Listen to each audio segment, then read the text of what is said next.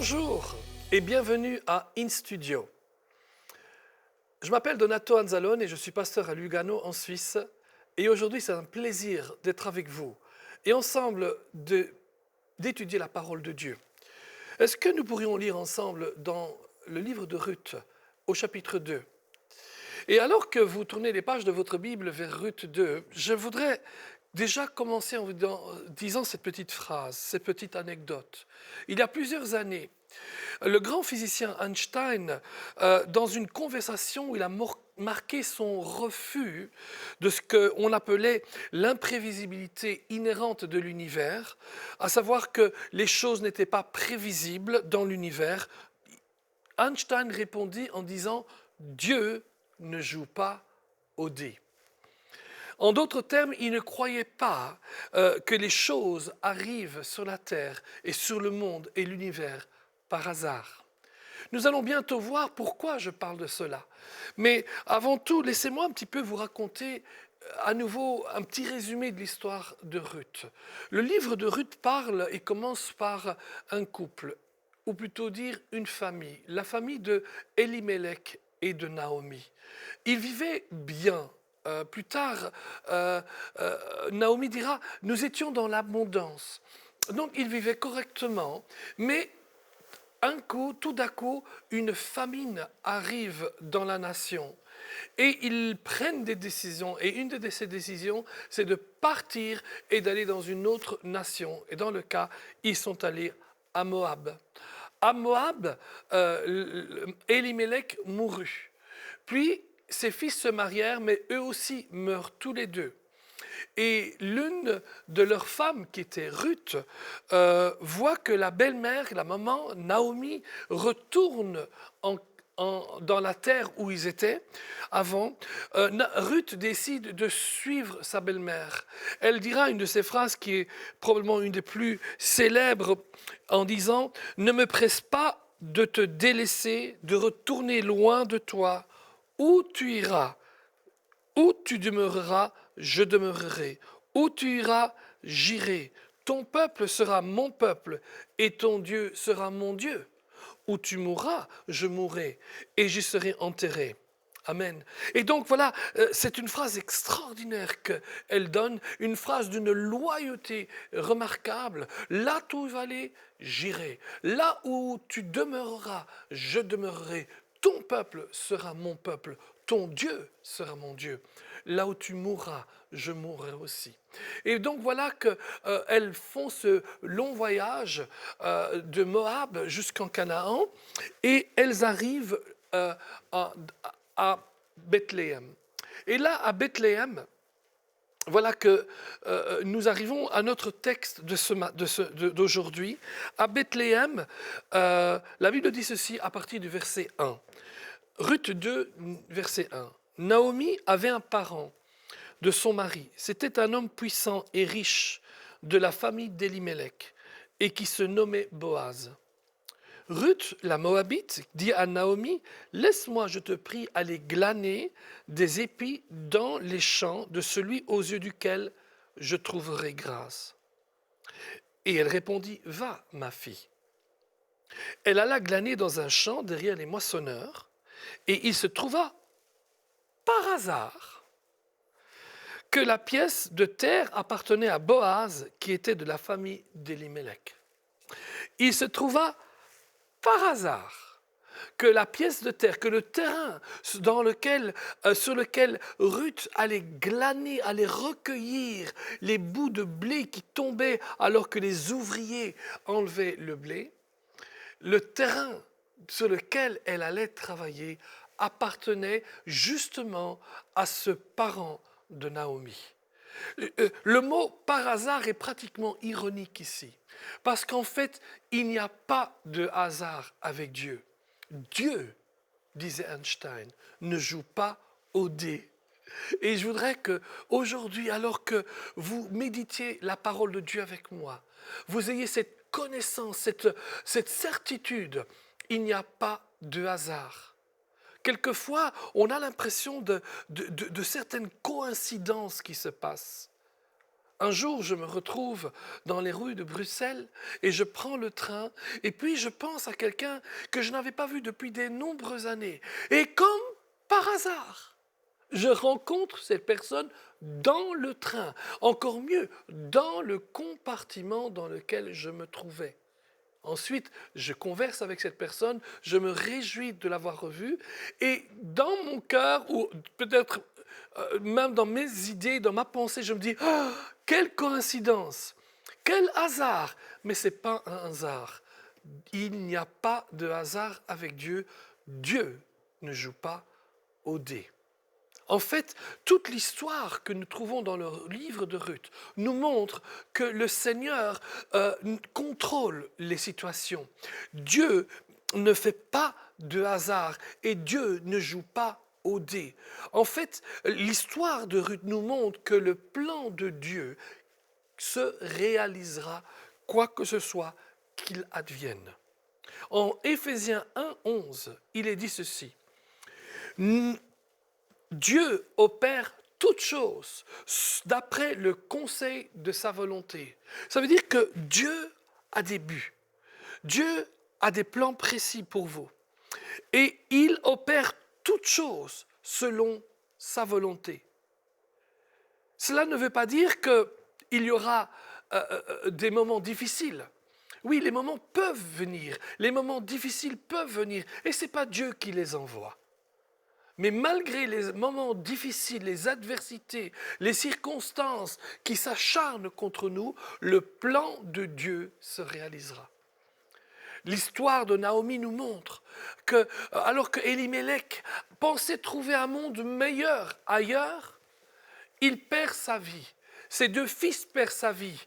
C'est le désespoir total pour Naomi. Et ceci, ce n'est pas Dieu qui l'a fait. Mais Dieu va changer le mal en bien. Et le Seigneur va montrer qu'il contrôle toutes choses. Et en fin de compte, nous verrons que même si Naomi n'a plus de fils, par le biais de Ruth et de Boaz qu'elle mariera, la Bible dit, les femmes disent autour d'elle, Dieu a donné un fils à Naomi.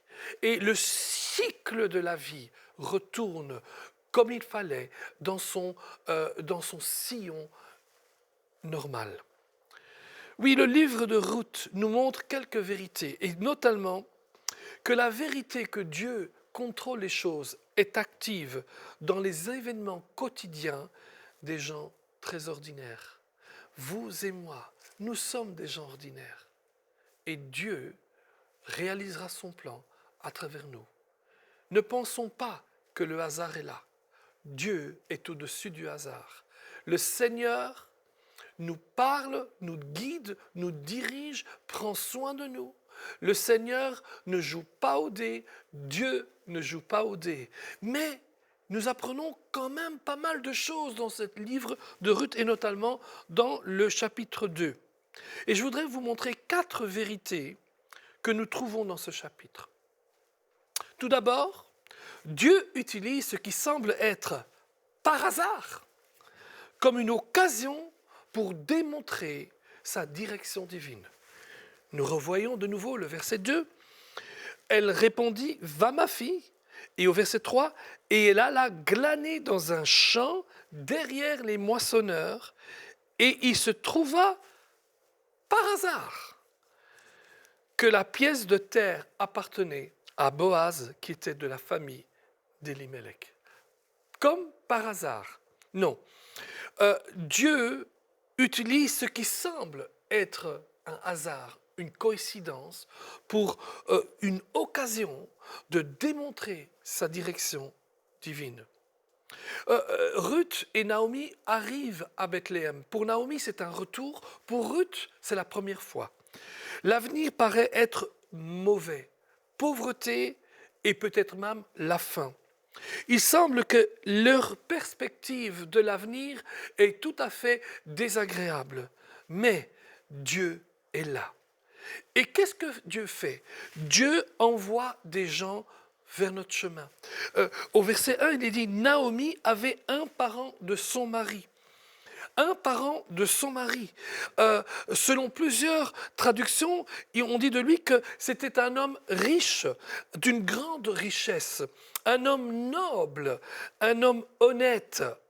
Boaz est un homme d'honneur, un homme selon le cœur de Dieu, on pourrait dire, une sorte de cavalier, de chevalier. Quelqu'un qui a de l'influence, un homme plein d'intégrité. On peut dire que c'est la bonne personne au bon moment. C'est un exemple dans la ville dans laquelle il vit. Et c'est aussi un exemple pour nous. Parfois, la providence de Dieu passe par un homme et une femme. Quelqu'un qui va faire une différence dans nos vies.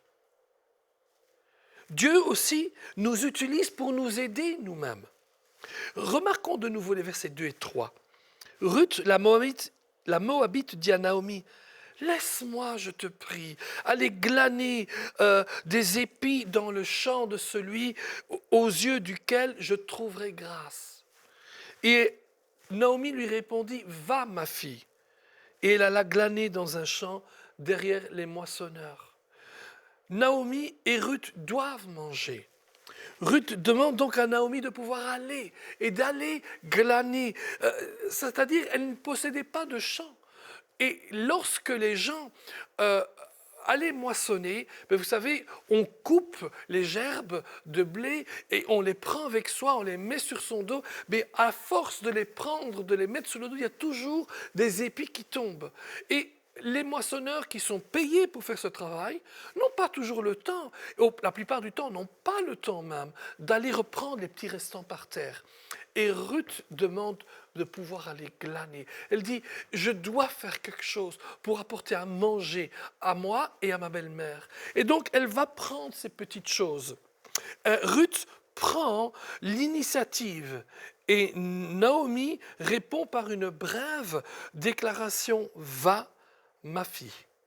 Remarquez un petit peu qu'il y a une différence entre Ruth et Naomi. Ruth est active, Naomi est inactive. Ruth va avec de l'espérance, Naomi est dans le désespoir.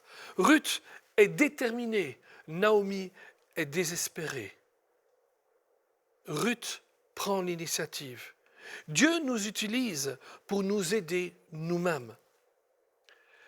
Dans sa fable, La Fontaine, dans sa fable, le charretier embourbé, termine sa fable avec une phrase pertinente. Il dit « Aide-toi et le ciel t'aidera ». Euripide dira dans la Grèce antique, pour le travailleur, Dieu lui-même prête l'aide. Le verset 3, on le voit de nouveau, elle alla glaner dans un champ derrière les moissonneurs. Et il se trouva par hasard que la pièce de terre appartenait à Boaz, qui était de la famille d'Elimelech. Et nous savons qu'il n'y a pas de hasard avec Dieu. Dieu ne joue pas au dé. Ruth, en fait, a fait ce qu'elle pouvait. Tout ce qu'elle pouvait faire à cette époque, c'est d'aller, de glaner et de prendre. Ruth a fait ce qu'elle pouvait et Dieu a fait celui aussi que lui seul pouvait faire. La deuxième vérité que nous rencontrons ici, c'est que Dieu utilise ce qui semble être par hasard comme une occasion pour montrer sa faveur divine. Les versets 4 à 13 nous montrent cela. Voyez ici le verset 4. « Et voici Boaz vint de Bethléem et il dit aux moissonneurs, que l'Éternel soit avec vous. Et ils répondirent, que l'Éternel te bénisse. Et Boaz dit à ses serviteurs chargés de surveiller les moissonneurs, à qui est cette jeune femme? On voit directement que Boaz, quand il arrive au champ, probablement pour un petit peu inspecter, vérifier ce qui se passe, demande, mais qui est cette femme? Il s'enquiert d'elle, il fait une enquête sur elle, il pose la question sur elle. Remarquez un petit peu comment elle est identifiée. Elle n'est pas identifiée par son nom, elle est identifiée par sa nationalité. Le verset 6 dit, « Le serviteur chargé de surveiller les moissonneurs répondit, c'est une jeune Moabite. » qui est revenu avec Naomi du pays de Moab. Et là, directement, probablement, Boaz dit, Naomi? Mais Naomi est une parente. Elle était la femme d'un de mes parents. Et donc là, en continuant, le contremaître continue et dit, elle a dit, en verset 7, « Permettez-moi de glaner et de ramasser des épis entre des gerbes derrière les moissonneurs. » Et depuis ce matin qu'elle est venue, elle a été debout jusqu'à présent. Et elle ne s'est pas reposée si ce n'est qu'un moment dans la maison. Voyez-vous, Boaz est la bonne personne pour Ruth.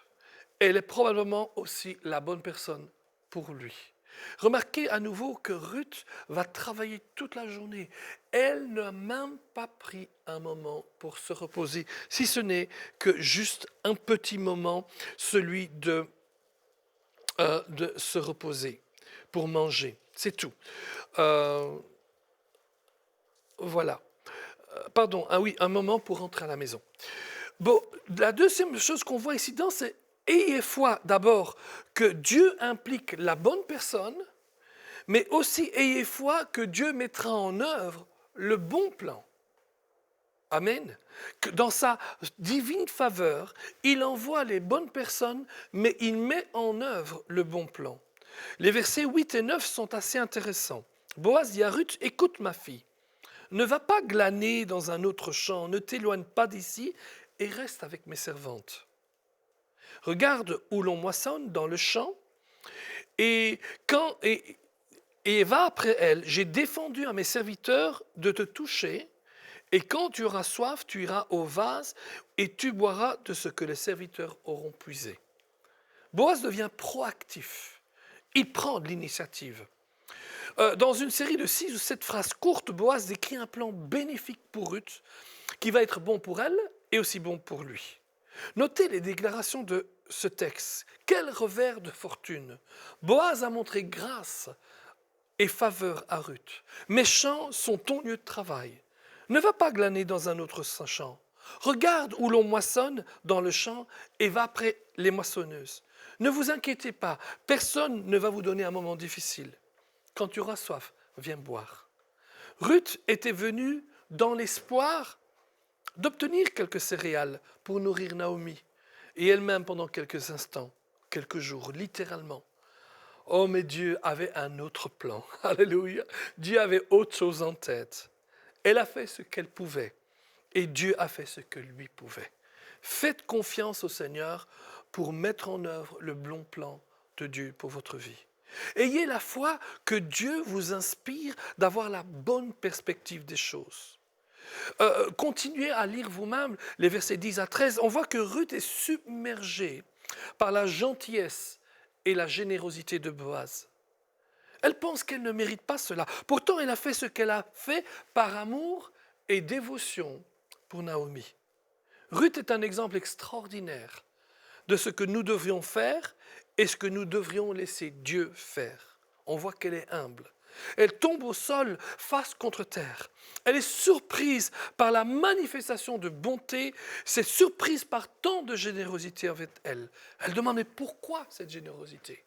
Et Boaz répond, et dans sa réponse, il met en évidence la prise de responsabilité de Ruth. Il dit au verset 11, « On m'a rapporté tout ce que tu as fait pour ta belle-mère. » Rappelez-vous, sa belle-mère, c'est la parente de Boaz. « On m'a rapporté tout ce que tu as fait pour ta belle-mère depuis la mort de ton mari, et comment tu as quitté ton père et ta mère, et le pays de ta naissance, pour aller vers un peuple que tu ne connaissais point auparavant. » En d'autres mots, je sais tout, on m'a tout dit. Tout ce qu'elle a fait pour Naomi, cet amour, cette dévotion, un tel esprit de sacrifice. L'ensemble du livre de Ruth ne concerne pas seulement Ruth, mais c'est toujours quelqu'un d'autre. Ruth pour quelqu'un d'autre. Naomi pour quelqu'un d'autre. La Bible nous enseigne dans les Proverbes 3, 34 et Jacques 4, 6. Dieu résiste aux humbles, Dieu résiste aux orgueilleux, mais fait grâce aux humbles. Et ensuite dans Jacques, humiliez-vous devant le Seigneur et il vous élèvera. Amen. Recevons de Dieu. C'est important de recevoir de Dieu. Boaz invoque une prière de bénédiction sur Ruth. Là, c'est les versets 12 à 13. Il la paye. Il donne une pleine récompense. Il donne refuge sous ses ailes. Et comme un oiseau, comme un papy, comme un poussin, si on peut dire, elle vient se réfugier sous les ailes du Dieu Tout-Puissant. Troisième chose que nous voyons ici, c'est que Dieu utilise ce qui semble être, comme par hasard, comme une opportunité pour sa provision ou sa providence divine. Les versets 14 à 17 montrent cela. Ruth avait attiré l'attention de Boaz. Elle avait aussi gagné son cœur. Dieu était à l'œuvre dans sa situation et son cœur. Bien que Boaz est celui qui montre de la bonté à Ruth, personne ne doute que Boaz est ici l'instrument direct de la bonté de Dieu. Le Seigneur utilise des personnes autour de nous pour bénir les gens. Une leçon importante est devant nous et que nous devons garder avec un équilibre délicat. 1. Laissons Dieu faire sa part. Boaz invite Ruth à se joindre à lui pour le déjeuner. Debout à la table, verset 14. Boaz donne Ruth tant de blé qu'elle en est satisfaite, elle en est débordée. En fait, il y a du blé pour elle et pour Naomi. Boaz a ordonné à ses hommes de laisser glaner Ruth même des gerbes, entre les gerbes de blé. Quelle grâce, quel Dieu! Ruth n'a aucun contrôle sur cela, aucun.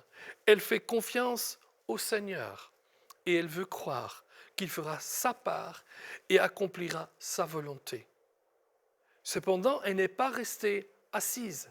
Il y a des personnes qui pensent que Dieu va faire la volonté et sa volonté et il s'assied et tout ce qu'il fait, c'est regarder la télévision jour et nuit. Non, non, elle travaille. La Bible dit que Dieu bénira l'œuvre de nos mains.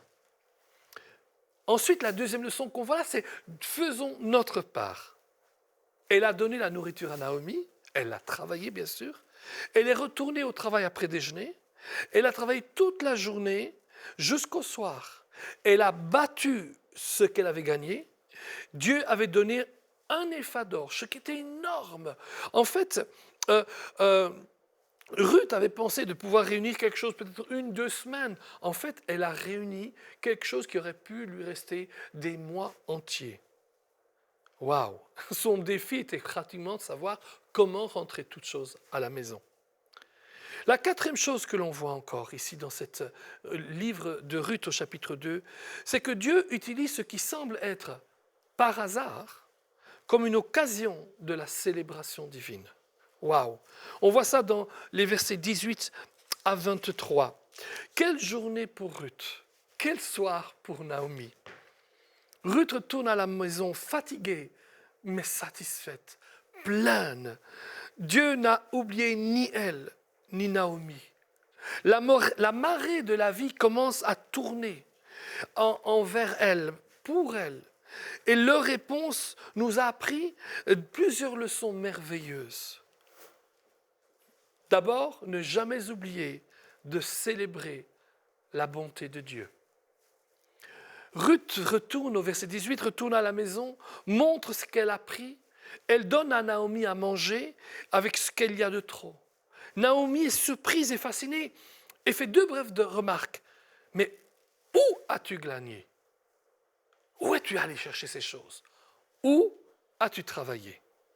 La célébration de la bonté de Dieu est ouverte à une plus grande joie et une plus grande gratitude parce que maintenant, elle nous enseigne aussi de ne jamais oublier de célébrer la grâce de Dieu. Le verset 20 est important. Regardez 2,20, Ruth 2,20. Il pourrait être le verset clé des 2 chapitres, des 2 premiers chapitres, parce que Naomi reconnaît immédiatement Boaz. Elle dit, Naomi dit à sa belle-fille, qu'il soit béni de l'Éternel, qui se montre miséricordieux pour les vivants, comme il fut pour ceux qui sont morts. Cet homme, notre parent, lui dit encore Naomi, il est de ceux qui sur nous ont droit de rachat. Waouh! Alléluia! Cet homme est lié à nous. Il est de nos proches parents. Il est ce qu'on appelle un parent rédempteur. Un parent rédempteur, c'est quelqu'un qui, à l'époque, qui lorsque une personne devenait veuve, dans le cas Naomi ou même Ruth, avait le droit de racheter, entre guillemets, cette personne, mais pas de la racheter à de l'argent, mais de la restaurer, on pourrait utiliser ce mot-là, pour qu'elle puisse retrouver une vie sociale et une vie normale. Et donc, Boaz avait le droit de dire, écoute, si tu es là et veuve, j'ai le droit de te racheter, j'ai le droit de te restaurer dans une vie normale pour que tu sois cette femme virtueuse, cette femme d'honneur et que tu puisses vivre dans toute ta dignité. On y voit ici les grands thèmes merveilleux de la grâce de Dieu. Amen. Ensuite, ne jamais oublier de célébrer la direction divine. Un homme de Dieu nous rappelle, les hommes sont préoccupés par le temps. Dieu ne traite que la question du timing. Amen. Célébrer la bonté de Dieu, sa grâce, son leadership et laisser à lui le timing. Waouh! Ce qui semble être des hasards ne le sont pas. Dieu n'a pas causé la misère de Ruth et Naomi, mais il a certainement changé le mal en bien, la malédiction en bénédiction, les mauvaises choses en de bonnes choses. Dieu veille à ce que ce qui semble être un par hasard devienne une occasion pour qu'il puisse montrer sa direction divine. Pour que ce qui semble être par hasard devienne une occasion pour qu'il puisse montrer sa faveur. Ce qui semble être par hasard devienne une occasion de montrer la provision divine. Ce qui semble être par hasard devienne l'occasion de célébrer, d'être une célébration divine. Et vraiment, à la lumière de tout ce que nous venons de voir ensemble, nous pouvons tous dire et concorder avec Albert Einstein, Dieu ne joue pas au dé. Peut-être qu'aujourd'hui, alors que vous m'écoutez, vous êtes dans des situations difficiles.